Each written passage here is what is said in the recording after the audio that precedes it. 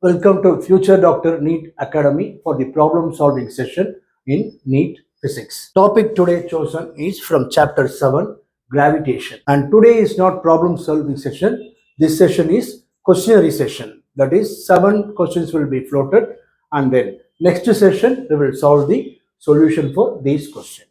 Let's move to first question. The time period of a geostationary satellite is 24 hours at a height 6 times of RE. Here RE is the radius of Earth from surface of Earth. The time period of another satellite whose height is 2.5 times of RE from surface will be dash. A option 6 root 2 H. B option 12 root 2 H. C option 24 by 25 H.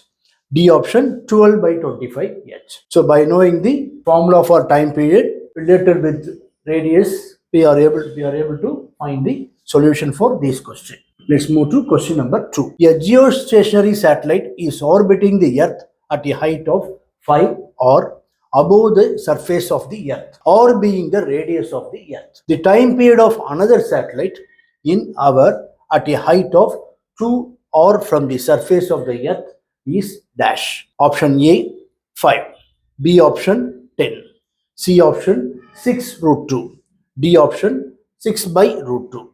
By knowing the formula for time period of with the respect to height and radius, or we are able to find a solution for this question. Let's move to question number 3. A planet moving along an elliptical orbit is closest to the sun at a distance r1 and farthest away distance of r2. If v1 and v2 are the linear velocities at these points, then the ratio of v1 by v2 is dash. A option r2 by r1, B option r2 by r1 whole power 2, C option r1 by r2, D option r1 by r2 whole power 2. That is, we should know the relation between velocity v and r.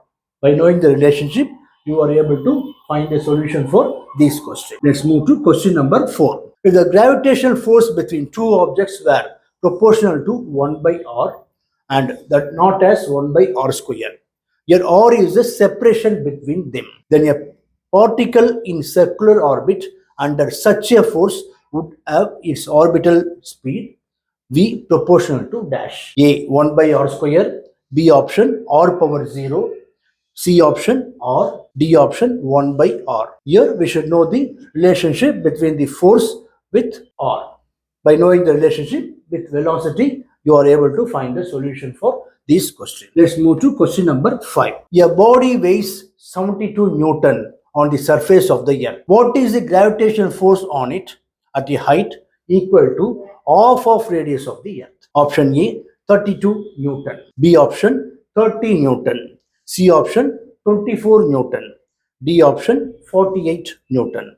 That is, you should know the relationship between gravitational force, weight and radius. By knowing this relationship, you are able to find a solution for this. Let's move to question number 6. A body weighs 200 Newton on the surface of the Earth. How much will it weigh halfway down to the center of the Earth? Option A 200 Newton, B option 25 Newton, C option 100 Newton, D option 150 Newton. That is, you should know the relationship between weight, that is force, with radius. By knowing the relationship, you are able to find the solution. Let's move to last question, 7th question. The ratio of escape velocity at Earth VE to the escape velocity at a planet VP, whose radius and mean density are twice as that of the Earth, is dash. Option A 1 is to 2 root 2, B option 1 is to 4, C option 1 is to root 2, D option 1 is to 2. You should know the relationship between escape velocity and then radius and density. Knowing this relationship, you are able to find the solution for this question. Okay, so in next session, we will solve the solution for this question. Thank you.